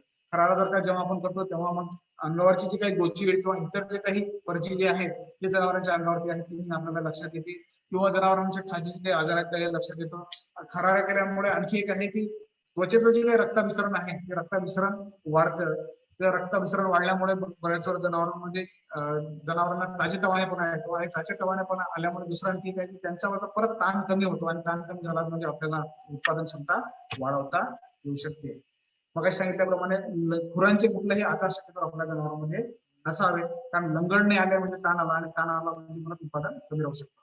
गोठ्यामधलं आणखी सर्वात महत्वाचं एक व्यवस्थापनामध्ये जर का बघितलं तर त्याच्यामध्ये आपल्याला एक गोष्ट लक्षात ठेवावी लागेल की गोठ्यामध्ये कुठल्याही प्रकारचे खाच खळगे नसावेत खाली आपल्या जो काही गोठ्याच्या होती, आणि अशा काही वस्तू असं नसाव्यात की जेणेकरून त्या जनावरांच्या कासेला कुठले आजार किंवा इजा होऊ शकते. कारण कासेला जर काही इजा होत असेल तर आपलं जे काही जनावरांचं सर्व तंत्र आणि यंत्र जे आहे ते सर्व कास आहे, आणि ह्या कासेला जर का कुठल्या प्रकारचा आजार जर का होत असेल तर त्याच्या सर्व जनावरांमध्ये उत्पादन क्षमता कमी होऊ शकते, स्तनदहासारखे आजार होऊ शकतात, मस्टायटिस सारखा आजार जर का एखाद्या जनावरांमध्ये जर का झाला तर त्याच्यामुळे मग संपूर्ण त्या जनावरांचं जे काही उत्पादन आहे त्या उत्पादनावर फरक पडतो. त्या दृष्टीनं सर्वात महत्वाचं एक आहे की आपल्या गोठ्यामध्ये स्तनदहा सारखे रोग शक्यतो येऊ नाही. बऱ्याच वेळा काय होते की जनावरांच्या गोठ्यामध्ये आपण खाली जेव्हा जनावरांचं दूध काढतो, दूध काढल्यानंतर जनावर जेव्हा खाली बसतात, खाली बसल्यानंतर बऱ्याच वेळा काय होतं की दूध काढल्यानंतर जर का आपण एखादा साधा विचार केला तर सळाचे जे काही तोंड असतात, दूध काढल्यानंतर हे सळाचे तोंड जे असतात हे उघडे राहिलेले असतात, आणि अशा नंतर जर का जनावर खाली बसत असेल आणि गोठ्यामध्ये जर का कुठं मलमूत्र साचलेलं असेल, कुठलं जर का जीवाणू विषाणू किंवा इतर काही जीवजंतू तिथे राहत असतील तर त्याचा प्रवेश कासेमध्ये सळामार्फत कासेमध्ये होऊ शकतो, आणि कासेमध्ये गेल्यानंतर तिथं कासेमध्ये दूध हा असा प्रकार आहे की ज्याच्यामध्ये जीवाणूंची किंवा विषाणूंची वाढ भयंकररित्या होऊ शकते, आणि त्याच्यामुळे मग कासेला अपाय होऊ शकतो. तर त्या दृष्टीनं जनावरांमध्ये स्तनदहा किंवा मस्टायटिस होणार नाही याचं योग्यरित्या जर का व्यवस्थापन आपल्या गोठ्यामध्ये जर का राहत असेल तर अतिशय योग्य. एका जनावराला स्तनदहा किंवा म्हणजे मस्टायटिस जर का होत असेल तर त्याच्या उत्पादनावरती 60% उत्पादनावरती फरक पडतो. तर त्या दृष्टीनं 60% जर का आपण केला तर मग तो उत्पादन जे आहे ते किफायतशीर मध्ये राहणार नाही, आणि त्याच्यामुळे मग आपल्याला आपल्या गोठ्यामध्ये त्रास किंवा तोटा सहन करावा लागू शकतो. आणि मस्टायटिस सारखे जर आजार येत असतील तर मग एका जनावरापासून दुसऱ्या जनावरांना, दुसऱ्यापासून तिसऱ्या जनावरांना इत्यादी प्रकारचं राहू शकतं. तर त्याच्यामुळे मग संपूर्ण आपल्या जो काही फ्लॉक आहे आपल्या गोठ्यामध्ये संपूर्ण जनावरांना त्याचा त्रास होऊ शकतो. आणि हा असा जर का आजार जर का येत असेल तर मग आपलं उत्पादन जे आहे उत्पादन कमी राहू शकते, किंवा उत्पादनावर काही याच्यामध्ये बंद सुद्धा होऊ शकतो. त्या दृष्टीनं व्यवस्थापनामध्ये जनावरांचा गोठा जो आहे हा स्वच्छ राहील, हवा खेळती राहील, ह्याकडे जर का जास्तीत जास्त लक्ष जर का दिलं तर ते अतिशय योग्य. गोठ्यामध्ये व्यवस्थापनामध्ये जंतू निर्मूलन जो आहे आपण आरोग्याच्या दृष्टीनं सुद्धा आणि गोठा व्यवस्थापनाच्या दृष्टीने सुद्धा एक हे आहे की जनावरांचं जंतू निर्मूलन योग्य काळी व्हायला पाहिजे. आरोग्याच्या दृष्टीने जर का विचार केला आपण तर जनावरांमध्ये आरोग्याच्या दृष्टीने 4 गोष्टी आपल्याला आवश्यक आहेत. ते म्हणजे सर्वात पहिलं म्हणजे जनावरांचं लसीकरण होणं गरजेचं आहे. योग्य वयामध्ये योग्य काळामध्ये जनावरांचे जे काही लसीकरण आहे, आपण जे काही लसीकरण करताना दोनखुरी पायखुरी घटसर्प एकटांग्या कालवडीमध्ये ब्रुसेलोसिस ह्या प्रकारचे जे काही लसीकरण आहे ते योग्य काळी त्या जनावरांना जायलाच पाहिजे. दंत निर्मूलनाचा जर का विचार केला तर वर्षाकाठी कमीत कमी 4 वेळा त्या जनावरांचं दंत निर्मूलन व्हायला पाहिजे. जेव्हाही आपल्याकडचं जनावर वेल किंवा वेल्यानंतर त्या जनावरांना त्याचं दंत निर्मूलन व्हायलाच पाहिजे, आणि 7 दिवसाच्या आतमध्ये त्याला जे काही वासरू असेल तर त्याचं सुद्धा योग्यरित्या दंत निर्मूलन आपण 7व्या दिवसापासून सुरू करायला पाहिजे. आरोग्याच्या दृष्टीने आणखी दुसरा एक विचार केला तर त्यांना चयापचयाचे कुठले आजार होऊ नये ह्या दृष्टीने त्यांना जे काही खनिज आहेत ते खनिज योग्यरित्या त्यांना रोज काठी जायला पाहिजे. दूध व्यवसायामध्ये कॅल्शियम आणि फॉस्फरस आणि जीवनसत्व ह्या याला खूप जास्त महत्व आहे. आणि खनिज मिश्रणामध्ये इतर जे काही ट्रेस मिनरल्स आहेत, जे काही खनिजे आहेत ते प्रजननाच्या दृष्टीने खूप योग्य आहेत. तर ह्या दोन्ही गोष्टी जर का आपण बघितल्या तर एक तर म्हणजे उत्पादन आणि दुसरं म्हणजे प्रजनन, ह्या दोन्हीसाठी खनिज मिश्रणांची आवश्यकता त्या जनावरांमध्ये भासते. तर त्या दृष्टीनं जनावरांमध्ये रोज काठी कुठलंही जनावर असो, दुधाळ असो, गाभण असो किंवा भाकड असो, त्या जनावरांना खनिज मिश्रण हे जायलाच पाहिजे. त्यांना रोज काठी 50 ग्राम सकाळी आणि 50 ग्राम संध्याकाळी जर खनिज मिश्रण आपण त्यांना देत असो तर त्या जनावरांचं आरोग्य जे आहे ते आरोग्य चांगल्या रीतीनं टिकून राहील, आणि त्यांना कुठल्याही प्रकारचे प्रजननाचे म्हणा किंवा उत्पादनाचे किंवा चयापचयाचे आजार जे आहेत ते शक्यतो त्या जनावरांना. जीवनसत्वाच्या दृष्टीने जर का विचार केला तर वाढीसाठी जे मोठे जनावर आहेत ज्यांची वाढ चांगली व्हायला पाहिजे, किंवा गाभण जनावर जे आहेत त्याच्यामध्ये गर्भाची वाढ चांगली व्हायला पाहिजे, ह्या जनावरांमध्ये जर का जीवनसत्वांचं प्रमाण आपण वाढवून दिलं आणि त्यांना योग्यरित्या जर का जीवनसत्व दिले गेले तर ते अतिशय योग्य राहील. आणि ह्या सर्व याच्यामध्ये एक आहे की आहार जर का व्यवस्थित राहत असेल हिरवा चारा, सुका चारा, हे जर का दोन याचं प्रमाण जर का व्यवस्थित राहत असेल, तर हिरवा चारा जर का जास्त व्यवस्थित असेल तर जीवसत्वाची कमतरता आपल्याला कमी राहील. तर त्या दृष्टीनं हे सर्व आरोग्य आणि आहार ह्याचा सुद्धा बराच एक सांगड आहे. त्या दृष्टीनं जर का आहार व्यवस्थित राहत असेल तर आरोग्य सुद्धा चांगलं जनावरांचं व्यवस्थित राहील. आणि आरोग्य जर का व्यवस्थित राहत असेल तर कुठल्याही प्रकारचा रोग शक्यतो आपल्या जनावरांना होणार नाही. आणि रोग होत असेल तर उत्पादन क्षमता जी आहे उत्पादन क्षमतेमध्ये कुठल्याही प्रकारचं घट आपल्याला दिसून येणार नाही. तर ह्या प्रकारे जर का आपण एक अंदाजे सर्व जनावरांवरती जर का जनावरांचं पालन पोषण जर का ह्या 4 बाबतीत जर का हे केलं तर ते अतिशय योग्य राहील. एक 5वा विषय जर का सांगायचं म्हटलं तर जर का आपल्या जनावरांचा विमा जर का झालेला असेल तर तो अतिशय योग्य. कारण की बऱ्याच वेळा जेव्हा आपण जनावर एवढ्या महागडे जनावर विकत घेतो त्याच्यावर बराचसा खर्च झालेला असतो. तर एखाद्या वेळेस जर का जनावरांना कुठल्या प्रकारचे बाधा होत असेल आणि अचानकपणे जर का त्यांचा मृत्यू होत असेल तर मग अशा वेळी आपल्याला जनावरांमध्ये विमा असणं गरजेचं आहे. तर जेणेकरून आपल्याला त्या जनावरांचा जो काही किमतीचा मोबदला आहे तो आपल्याला विमा कंपनीकडून मिळू शकतो. तर ह्या सर्व गोष्टी जर का योग्यरित्या जर का राहत असतील तर आपण आपल्या जनावरांपासून चांगल्या चांगल्या प्रकारचं उत्पादन घेऊ शकतो. आता आणखी एक छोटा एक हे आहे की हे सर्व तर ठीक आहे, पण ह्याच्या व्यतिरिक्त आणखी एक असा एक घटक आहे की जो उत्पादनाशी रिलेटेड आहे. म्हणजे जर का जनावरांचं उत्पादनही आपण चांगलं घेतो आहे, आरोग्य चांगलं ठेवतो आहे, आहार चांगला देतो आहे, त्यांना व्यवस्थित ठिकाणी पण ठेवतो आहे, परंतु हे सर्व झाल्यानंतर जे काही आहे आपण दूध उत्पादन जेव्हा करताना काही गोष्टी ज्या आहेत त्याच्यावरती जर काही योग्य लक्ष देत नसू तर तो मग आपल्या गोठ्यासाठी किंवा आपल्या उत्पादनासाठी अतिशय घातक आहे. कारण तुमच्या जनावरांचे जे काही दूध उत्पादन आपण करतो त्याची गुणवत्ता कशी आहे, त्याच्यामध्ये प्रथिनांचं प्रमाण किती आहे, फॅट किती आहे, त्याच्यामध्ये एसएनएफ किती आहे, घट्टपणा किती आहे, त्याचबरोबर त्याच्यामध्ये असणारे जीवाणू किती आहेत ह्याच्यावरती सुद्धा त्या जनावरांची त्या दुधाची किंमत ठरलेली राहते किंवा किती काळ टिकून राहील हे सुद्धा टिकून म्हणजे हे अवलंबून राहतात. तर त्या दृष्टीनं मग जनावरांमध्ये आपल्याला जे काही आपण दूध उत्पादन करतो, दूध उत्पादन करताना तो माणूस योग्य असावा, त्यांनी योग्य वेळेत दूध काढावं, कुठल्याही प्रकारचा त्याच्यामध्ये जंतूंचा प्रादुर्भाव होऊ देऊ नये आणि दूध काढल्यानंतर त्याला योग्यरित्या साठवून ठेवणे आणि त्याची योग्यरित्या विल्हेवाट जर का लावणे हा एक प्रकार जर का योग्य वेळेत जर का होत असेल तर अतिशय योग्य. अदरवाईज अन्यथा काय होतं मग बऱ्याच वेळा असं होतं की छोटे खाणी जे काही शेतकरी आहेत त्यांच्याकडे दूध साठवून ठेवण्याची व्यवस्था नसते आणि दूध साठवून ठेवण्याची व्यवस्था नसल्यामुळे साठवून ठेवण्याची व्यवस्था म्हणजे जिथे आपण दूध थंड करून ठेवू शकतो अशा प्रकारची व्यवस्था नसते. तर त्या ठिकाणी ह्या दुधाची विल्हेवाट जी आहे ही विल्हेवाट योग्य वेळेत जर का होत असेल तर अतिशय योग्य. उन्हाळ्याच्या काळामध्ये बऱ्याच वेळा काय होते की दूध जर का जास्त वेळ राहिलं तर मग दूध खराब होण्याची शक्यता, त्याच्यामधले जे काही जीवाणू आहेत त्याचं प्रमाण वाढण्याची शक्यता जास्त राहते. तर त्या दृष्टीनं त्या दुधाची विल्हेवाट योग्य वेळेत जर का होत असेल तर तो अतिशय एक समजदारीचा विषय म्हटला तरी चालेल. नाहीतर आपण या सर्व 5 गोष्टीवरती जास्त भर देतो आहे आणि दूध काढल्यानंतर त्याची जर का विल्हेवाट आपण जर का योग्यरित्या लावत नसू तर मग तुमचा जो व्यवसायामध्ये जे आहे त्या व्यवसायामध्ये तुम्हाला राहू शकतो. तर ह्या सर्व गोष्टींचा जर आपण योग्यरित्या विचार केला तर मला असं वाटतं की एक चांगल्या प्रकारचं कमीत कमी किमतीमध्ये चांगल्या प्रकारचं उत्पादन आपण आपल्या जनावरांपासून होऊ शकतो.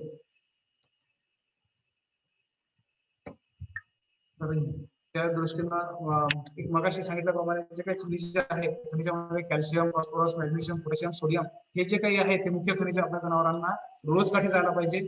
आणि जे काही कमी जे असलेले जे खनिजे आहेत त्याच्यामध्ये selenium, iodine, manganese, copper, cobalt, लोह, सल्फर आणि झिंक हे जे काही खनिजे आहेत हे आपल्या जनावरांना योग्य मात्रेमध्ये जर का आपण रोज जनावरांना दिले तर त्याच्या जे काही त्यांची आरोग्य यंत्रणा आहे जनावरांची, प्रजनन यंत्रणा आहे आणि दुग्ध उत्पादन करण्याची यंत्रणा आहे त्या चांगल्या राहतील आणि त्याच्याकडून आपल्याला चांगल्या प्रकारचं उत्पादन मिळू शकेल. तर आज आपण एक सर्व जनावरांना लागणारे किफायतशीर उत्पादन करताना कुठल्या गोष्टी लागू शकतात आणि त्याच्यामध्ये कसा वापर करता येईल ह्याच्यामध्ये एक थोडक्यात आपण माहिती घेतली. तर ह्याच्या बाबतीतले आता तुमचे काही जर का तुमचे प्रश्न जर असतील तर मांडू शकता. जोगा सर धन्यवाद. खूपच छान तुमचं प्रेझेंटेशन होतं. आपण आता एक तुम्हाला समोर Q&A असं दिसतंय खाली समोर Q&A. तर तिथे शुभम साहेबांनी एक प्रश्न टाकलेला आहे. कृपया प्लीज चेक कराल तो. हा हा. आता त्यांचा एक विषय म्हणजे त्यांचा प्रश्न आहे की गायीच्या दुधासाठी फॅट आणि एसएनएफ वाढवण्यासाठी उपाय सांगा. हम्म. आता मगाशी सांगितल्याप्रमाणे जर का त्यांना आहार व्यवस्थापन जर का योग्य असेल, त्यांना योग्यरित्या जर का हिरवा चारा, सुका चारा आणि आंबोन ह्या तिन्याचं जर का सांगणं योग्य राहत असेल तर ते अतिशय योग्य आहे. आणि ह्याच्यामध्ये जर का कुठे काही गडबड असेल तर त्याच्यात जर का नजर बिघडत असेल तर मग त्याच्यापासून फॅट आणि एसएनएफ हा जो आहे त्याच्यामध्ये फरक राहू शकतो. दुसरं एक आहे की मग बाजारामध्ये बरेचसे असे काही औषध आहे उपलब्ध आहे की जे ज्याला बायपास फॅट म्हणता येईल किंवा बायपास प्रथिन आहे याचे सुद्धा वापर आपण जर का जनावरांच्या खाद्यामध्ये जर का केला तर त्याच्यापासून मग जो काही जनावरांच्या दुधामध्ये असणारा फॅट आणि एसएनएफ वाढण्याची प्रमाण जे आहे ते वाढू शकतं. मग अशा मी सांगितलं की हिरवा चारा जर का जास्त होत असेल तर तुमच्या जनावरांचं फॅट प्रमाण जे आहे ते 100% कमी राहू शकतं. सुका चारा वाढत असेल तर फॅटचं प्रमाण वाढू शकतं. आणि फॅट आणि एसएनएफ हा एक वातावरणावरती सुद्धा अवलंबून आहे. उन्हाळ्याच्या वातावरणामध्ये जर आपण विचार केला तर एसएनएफ आणि फॅट हा जास्त येईल. पावसाळ्यामध्ये जर का विचार केला तर एसएनएफ आणि फॅट हा कमी लागू शकतो. कारण ह्या काळामध्ये जी काही खाद्य व्यवस्थापन किंवा खाद्य जो प्रकार आहे हा वेगळा वेगळा असल्यामुळे त्याच्यामध्ये फरक राहू शकतो. तर काही छोट्या जर का उपाययोजना जर का केल्या याच्यामध्ये सांगितलेल्याच आहेत आणि बायपास फॅट किंवा प्रथिनांचा जर का वापर केला तर तो अतिशय योग्य आहे. सर योगेशजींनी हात वर केला होता. मी आता त्यांना अलाउ टू टॉक केलेला आहे.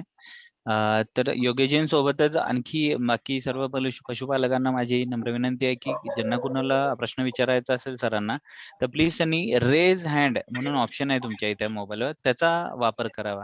योगेशजी तुम्ही तुमचा प्रश्न विचारू शकता. नमस्कार सर, माझा आवाज येतोय सर? हो येतो. सर एसएनएफ कॅल्क्युलेशनला काही फॉर्म्युला आहे का सर? डिग्री आणि ते फॉर्म्युला जो आहे हा तुम्हाला दूध तुमचं जे आहे ते नेऊन तपासावंच लागेल आणि त्याच्यानंतरच तुम्हाला त्याच्यापासून तुम्हाला किंवा रेकॉर्ड मिळू शकेल. एसएनएफ आणि फॅट तपासण्याचे जे काही आपण लॅबोरेटरीमध्ये तंत्र वापरतो ते वापरूनच करावं. पण त्याला स्पेशल फॉर्म्युला काही आहे का? फॉर्म्युल्याचा जर का विचार केला तर दूध उत्पादनाच्या याच्यामध्ये फॅट आणि एसएनएफ, आता एसएनएफ आणि फॅट हा बघा तुमच्या जनावरांच्या जातीवरती पण बरंच अवलंबून राहील की तुमच्या जनावरांची जात कुठली आहे त्याच्याप्रमाणे त्याचा एसएनएफ किंवा फॅट येऊ शकतो. आहार कसं देतोय आपण त्याच्यानुसार सुद्धा त्याचा एसएनएफ किंवा फॅट कसा करू शकतो. आणि मोजण्याचं तंत्र जे आहे त्याच्यासाठी जर का तुम्ही जे काही लॅबमध्ये किंवा याच्यामध्ये जे आपण तपासतो अॅनालायझर मध्ये त्याचा जर तपासतो तर त्याविषयी. Okay sir, thank you very much sir.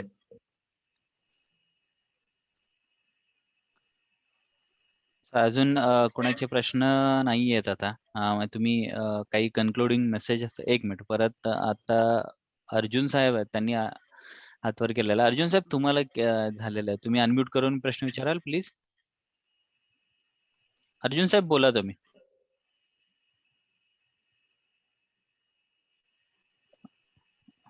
Arjun Saheb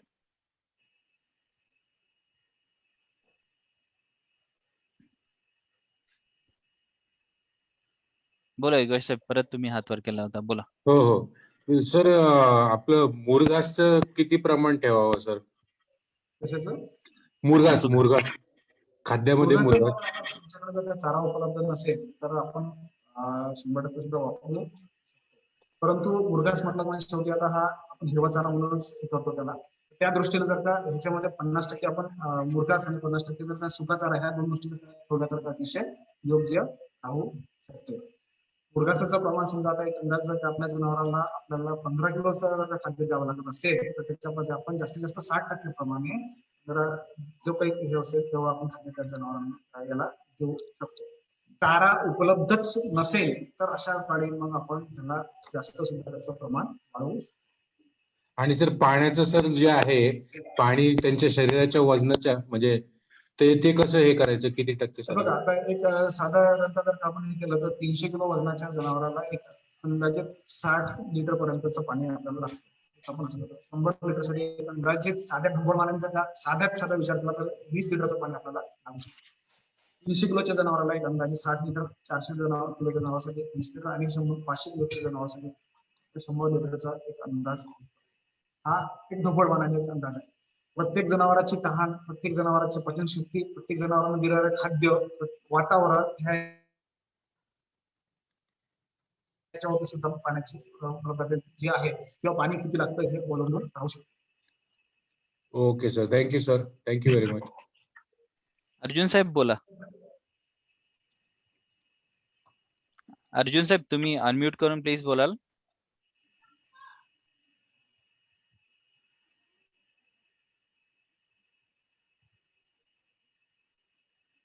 I think काहीतरी त्यांच्या कनेक्शनला प्रॉब्लेम आहे. तर आपण साहेबांचा नंबर शेअर करणारच आहोत. सरांनी नोट डाऊन करून घ्या. डॉक्टर साहेब काही कन्क्लुडिंग मेसेज असेल तर प्लीज तुम्ही सांगून कन्क्लूड करूया. सर्वात शेवटी फक्त एकदा ह्या ह्याच्यामध्ये एक सांगू इच्छितो की नवीन जे पशुपालक आहेत ज्यांना नवीन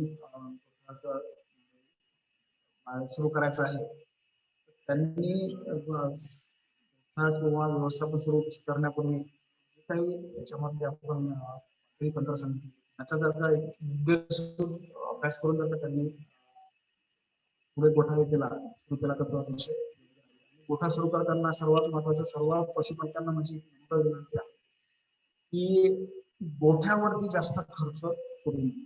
पशूंसाठी आणि इतर व्यवस्थापनासाठी खाद्यासाठी सुद्धा तुम्ही खर्च टाकू. अन्यथा मी आतापर्यंत बरेचसे बघितले आहे की त्याच्यामधला बराचसा जो भाग आहे बराचसा खर्च जो आहे गोठ्यावरतीच होऊन जातो आणि त्याच्यामुळे मग पुढचे जे काही तंत्र आहेत ते सर्व मग बिघडतात.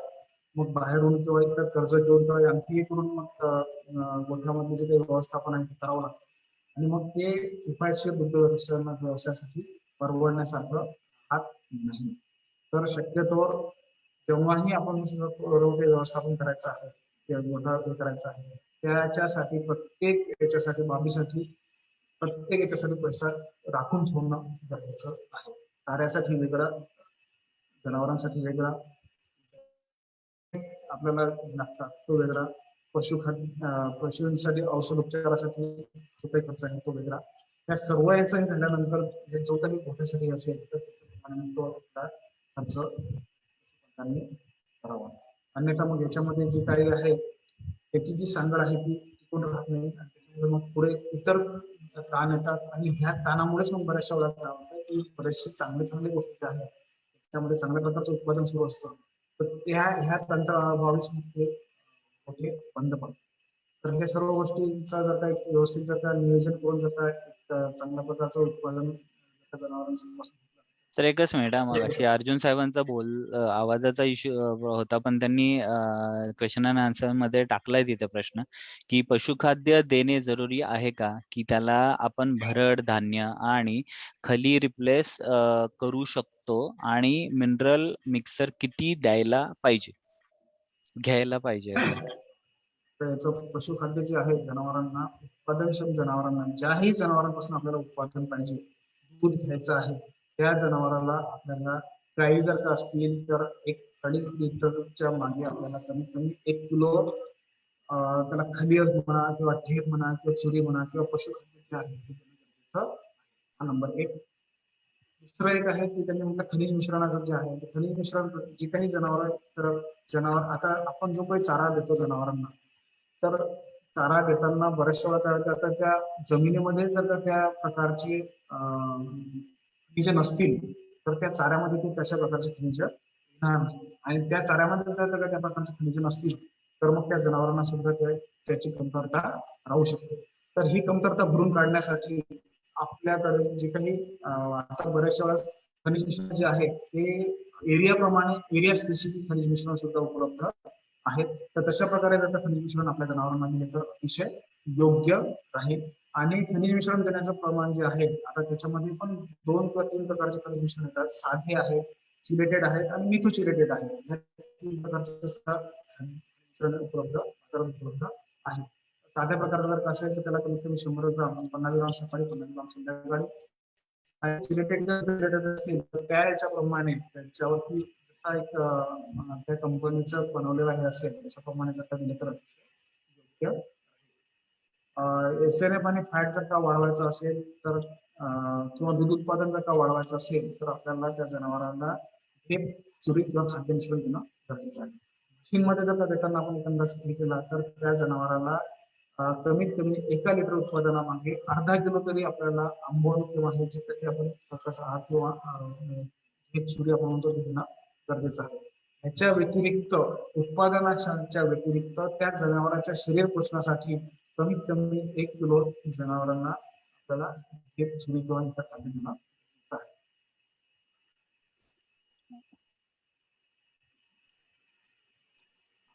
धन्यवाद डॉक्टर साहेब, खूप छान माहिती सांगितली तुम्ही आणि खूप छान आणि उपयुक्त माहिती सांगितली. नक्कीच आपल्या पशुपालकांना फायदा होईल. आणि मी आता तुमचा नंबर सुद्धा शेअर करतोय, तर कृपया सर्वांनी गोपाळ मंजुळकर सरांचा नंबर सेव्ह करून ठेवावा. नंबर आहे 98 22 23 19 23. खूप सोपा नंबर आहे, 98 22 23 19 23. 9822231923. त्याचा ईमेल आयडी पण आहे. तर नक्की तुम्ही संपर्क साधा त्यांना. मी अजून एक आहे कृषी विज्ञान केंद्र अकोल्याचाच अजून एक वेबिनार आहे जो की गुरुवारी आहे. त्याचे डिटेल्स सुद्धा तुमच्या समोर आहेत. विषय आहे साठविलेल्या धान्याचे किडीपासून संरक्षण. मार्गदर्शक आहेत सौ कीर्ती देशमुख मॅडम. विषय विशेषज्ञ आहेत गृहविज्ञान, कृषी विज्ञान केंद्र अकोल्याकडून. तर यासाठी सुद्धा तुम्ही नक्कीच किसान ॲपवर जाऊन रजिस्ट्रेशन करा आणि सहभागी व्हा. डॉक्टर मंजुळकर सर, धन्यवाद, खूप खूप धन्यवाद. भेटू आपण पुन्हा.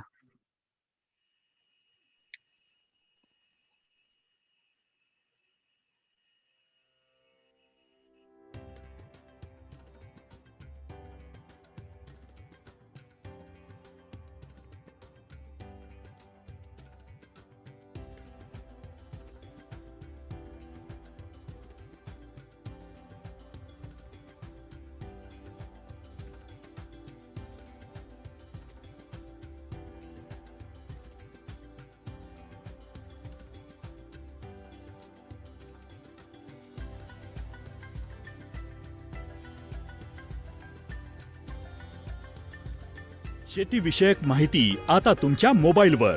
नामांकित कंपन्यांची उत्पादने आणि प्रात्यक्षिके बघा. थेट कंपन्यांशी संपर्क साधा. खास ऑफर्स मिळवा. किसान ॲप डाउनलोड करा.